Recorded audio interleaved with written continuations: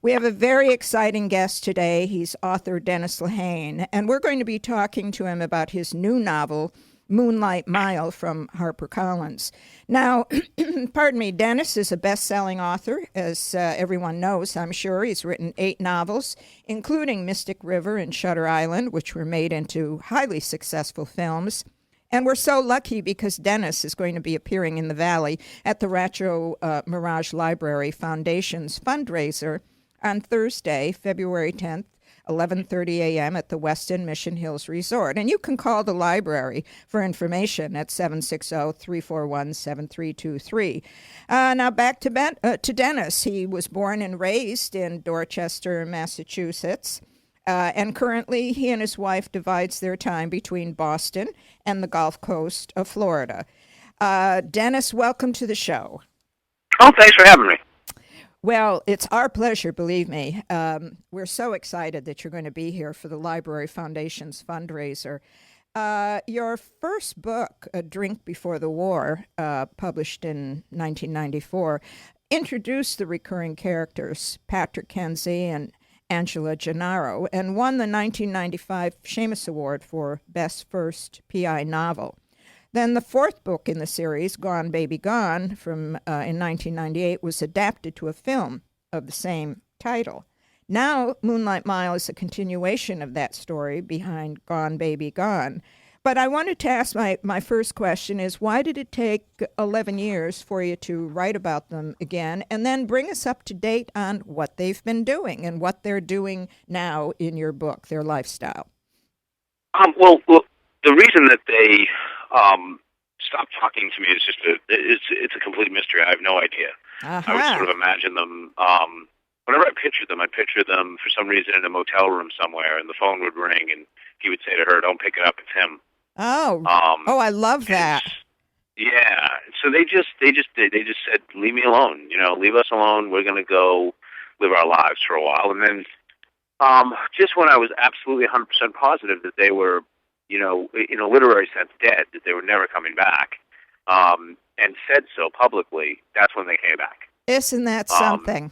Yeah, it was weird. It was, he just, all of a sudden, he popped back in my head and he started talking to me. And Patrick has a very distinctive voice, so when I couldn't get it, when I'd go on fishing expeditions to get it and I'd come up dry, I just said, I'm not messing with it. I'm not going to try and force him or shoehorn him into a book, because really a good 50% of those books are his book. Absolutely. It's his voice. That's absolutely. The charm. And so many writers say that characters take on a life of their own, and I guess these two did. Now, I've been reading Moonlight Mile, and they are a little different in this book. So what do you think that they have been doing, as you said, while they were away?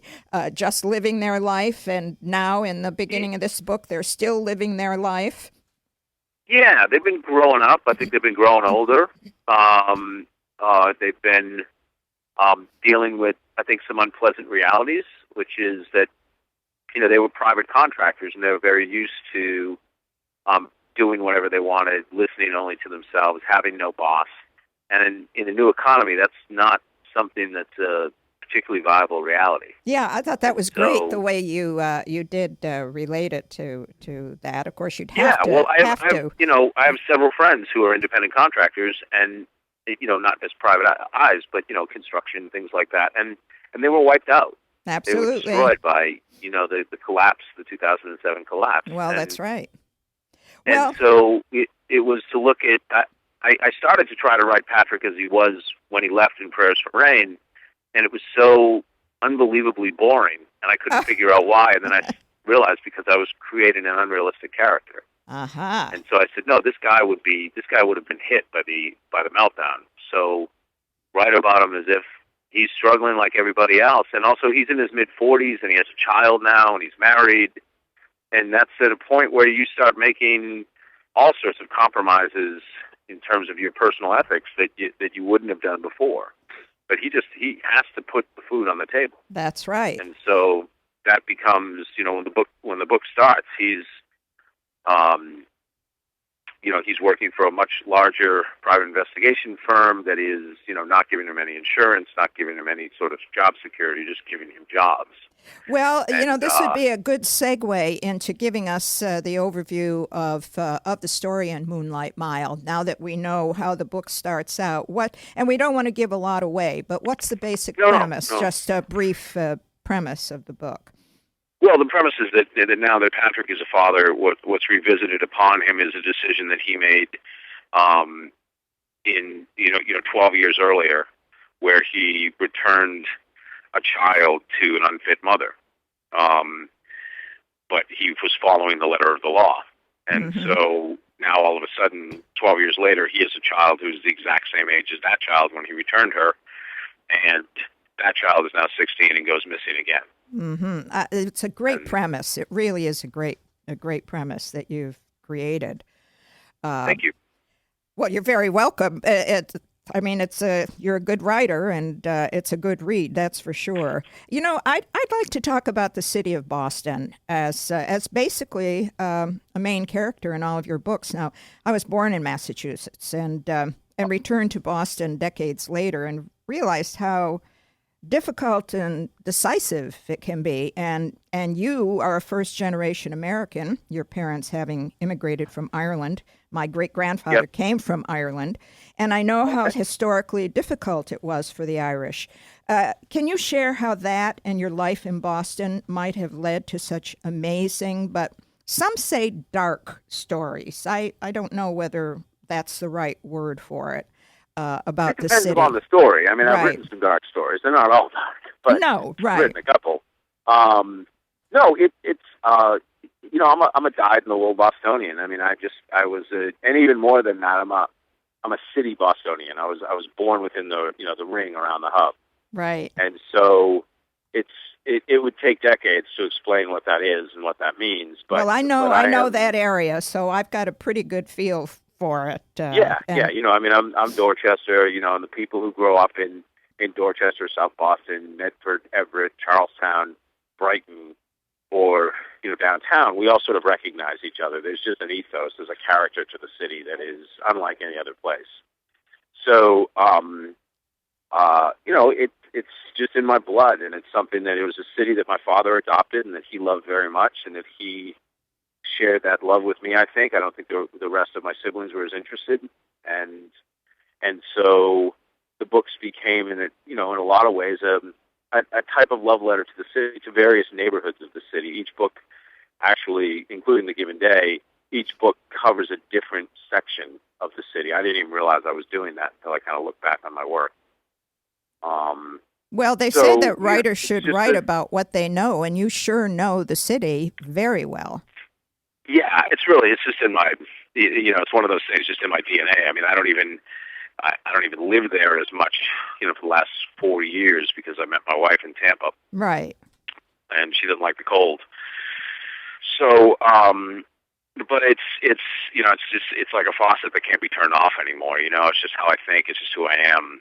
And I like to think of myself very much as sort of a son of the city. Oh, yeah. Because that's what I consider I'm writing about. Well, it's interesting to think how if you hadn't been raised there, and everyone, I believe, is a product of where they come from. It's, as you say, it's always there. Your books might have been very different, and maybe you wouldn't have gained the reputation that you have for such great stories and having gone into films and all of that. So you have to think of it in those terms. One has to think of it in those terms. Now, you use Patrick, the character, to give us your views on American society. How much have those views changed or remained the same since the first book? And I'm talking about your views as much as I am about the characters, because you are speaking through him. But can you respond to that?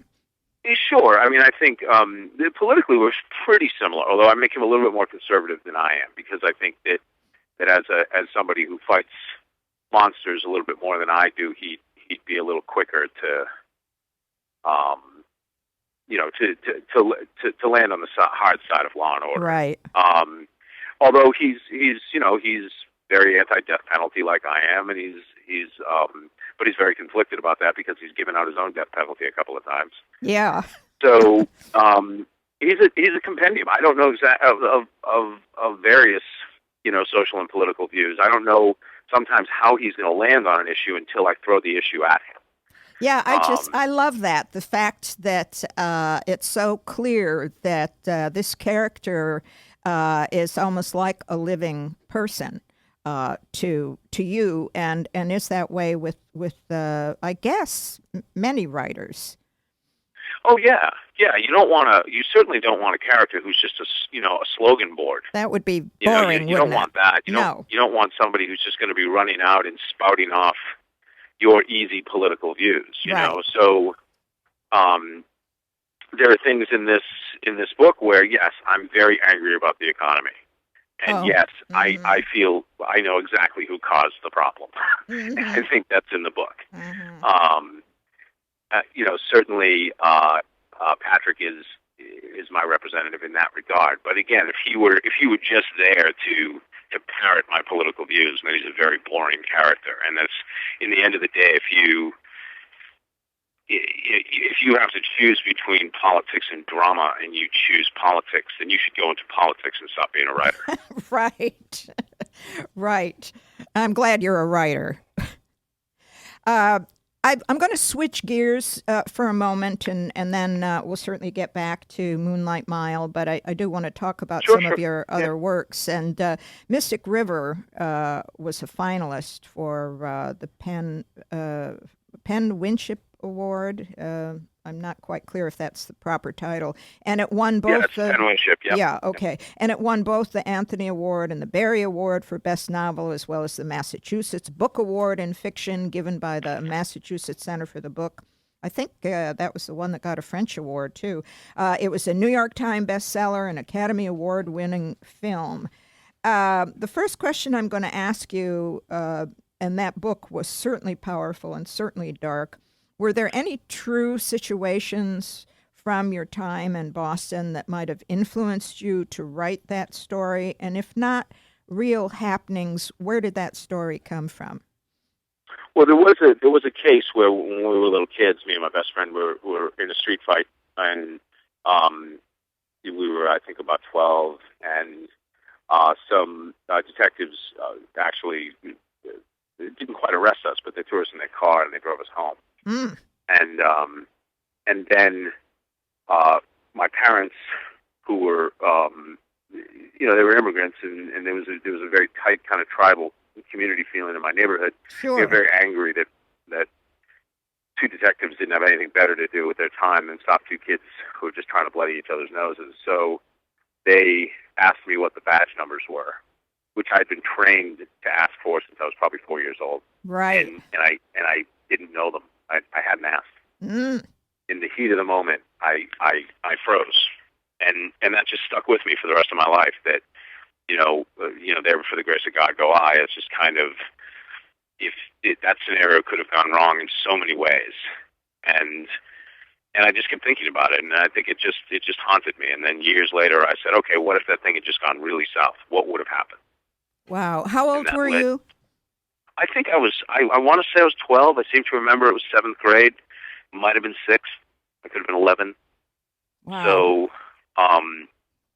it's just one of those things, and it just stuck with me. And then I began to write the book, and just, as we often do as writers, you just let B fall away. Well, that's right. And Dennis, I'm going to have to ask you to hold on here. We have to break for a commercial, and we'll be right back with our author, Dennis Lehane. Hold on. Okay, great. And we'll continue to talk to my guest author, Dennis Lehane, about his new novel, Moonlight Mile. And Dennis is going to be in town here in the Valley on Thursday, February 10th at the Westin Mission Hills Resort in Rancho Mirage for the Rancho Mirage Library Foundation. Call them for information. Dennis, going to continue to talk about some of your past works. Now, you took 5 or 6 years to work on your historical novel, The Given Day, published in 2008, and it's about the 1919 Boston police strike and its aftermath. Now, Dennis, what inspired you to tackle this subject? It was just an event that I always heard about.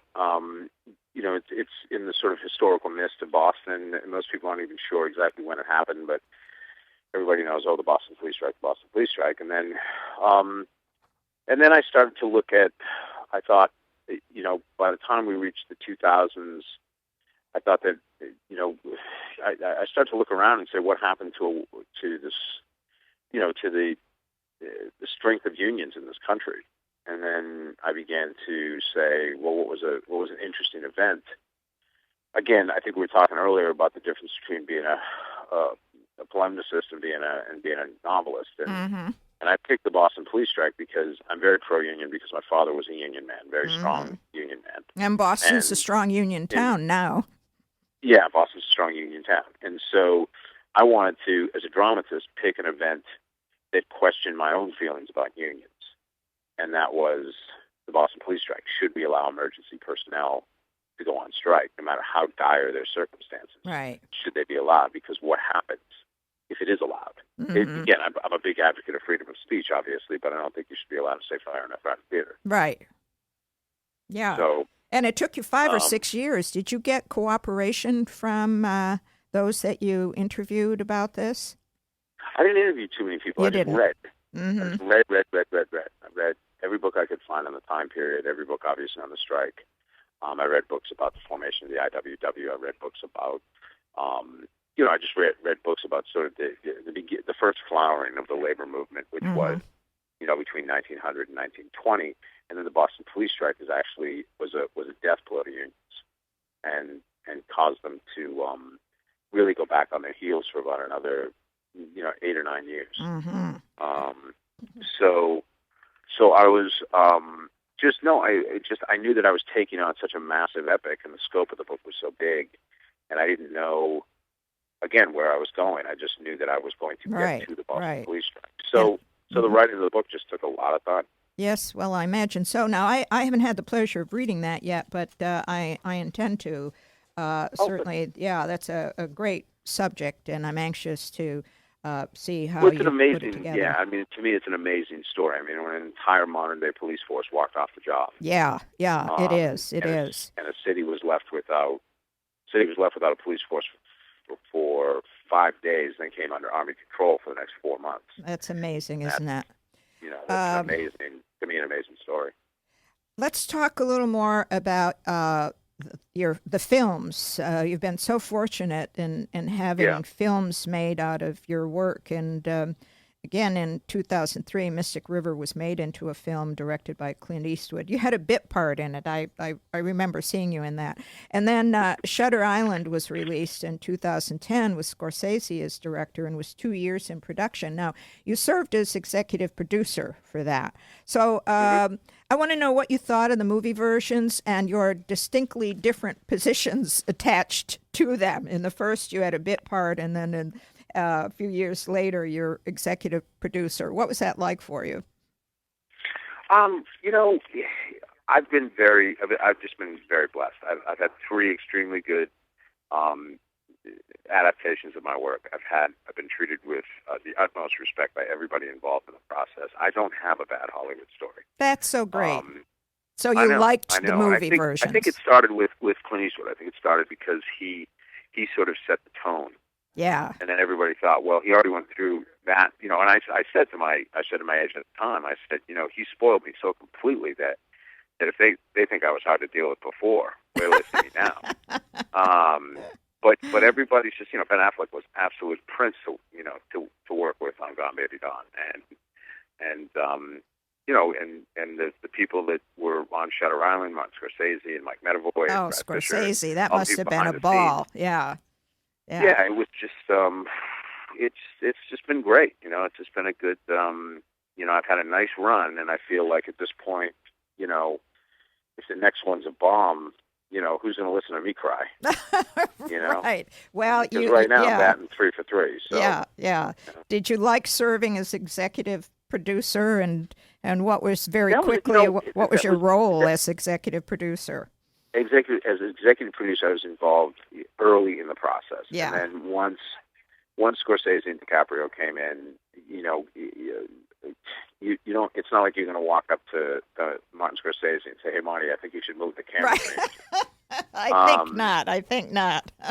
Well, you just step back and you stay out of his way. Yeah. And I think that's something too that I noticed that whenever I hear writers grousing about good films that were made from their work, or what I find to be decent experiences, when I listen to them talk about them, I just say, what you seem to be complaining about is you lost your position as God. Yeah. Oh, I love that. That's great. And the thing is when it comes to, when I sell my books, I'm very difficult to get. It's very hard to woo me. But once I've made the leap of faith, once I've said, I'm going to trust you with my book, then I feel it's my job to get the hell out of your way.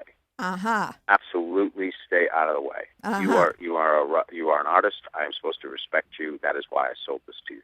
Why do you, what do you mean when you say you're difficult to woo, that you're hard to deal with? How do you mean it? In what way? I'm not going to sell to most people. Uh-huh. I'm not going to sell to most people.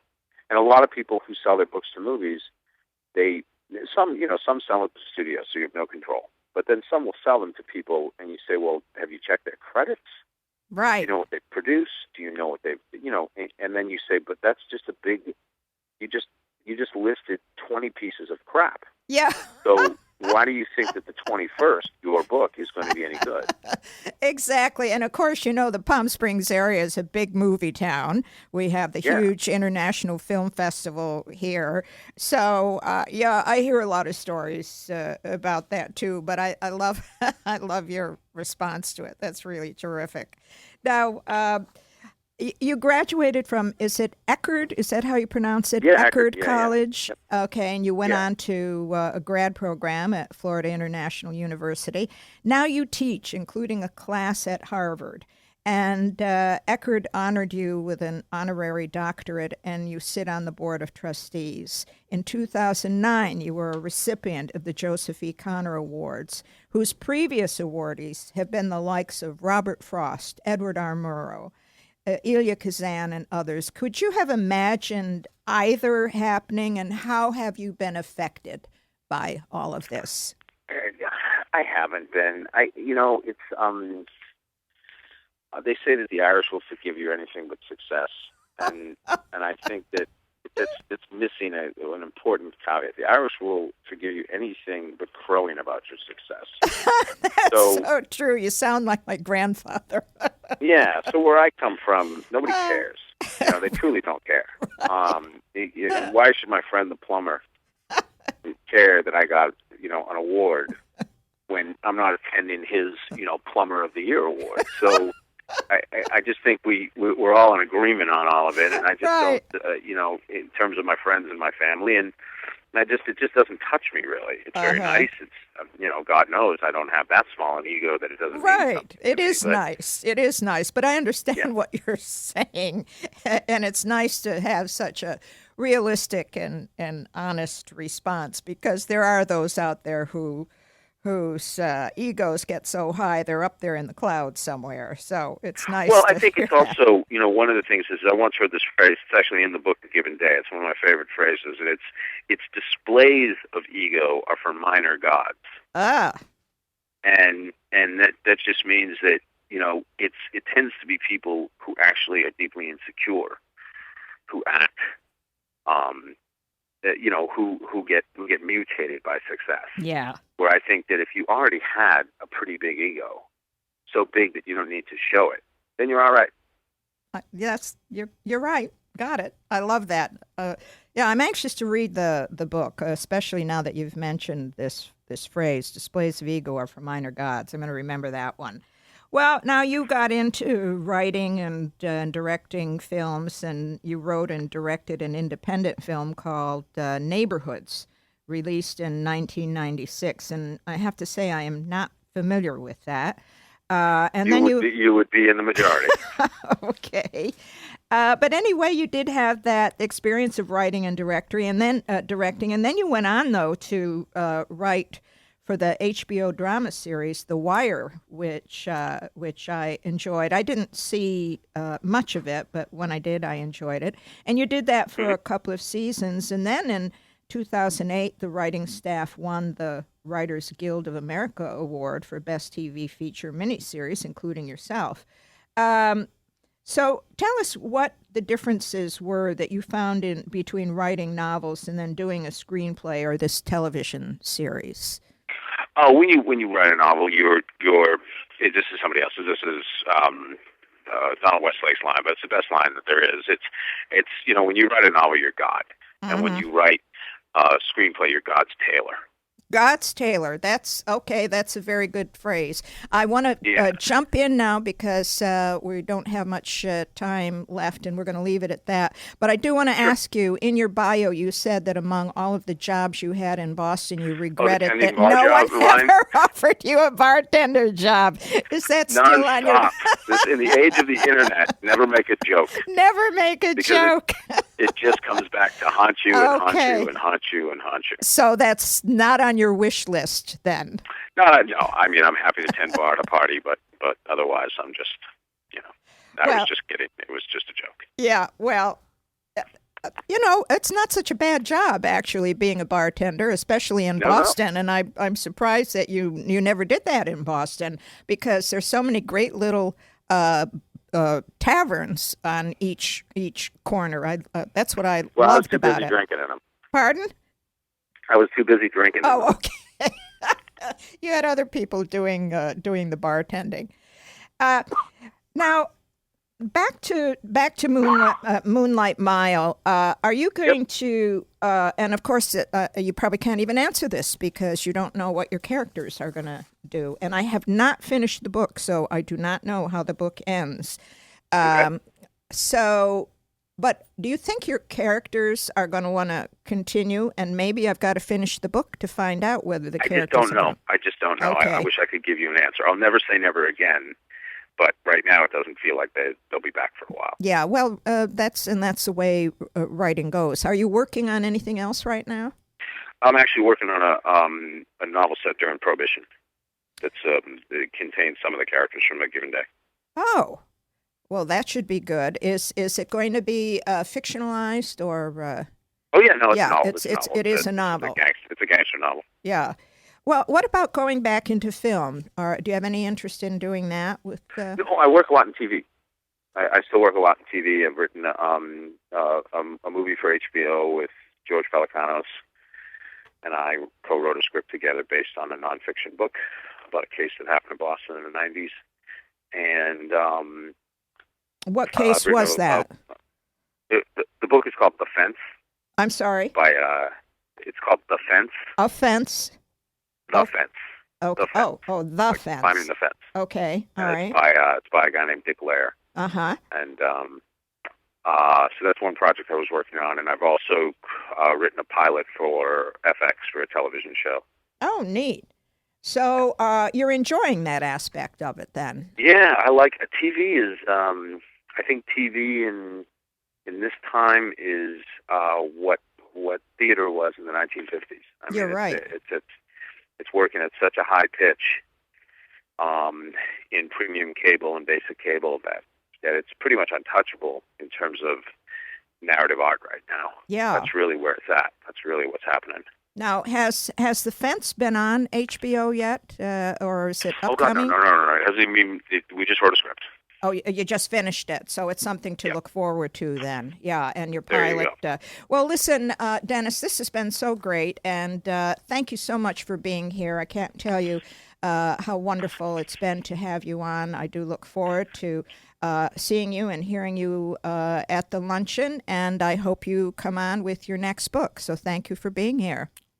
Well, thanks for having me. Okay. We'll see you in a week. You will. Thank you. Okay. Bye now.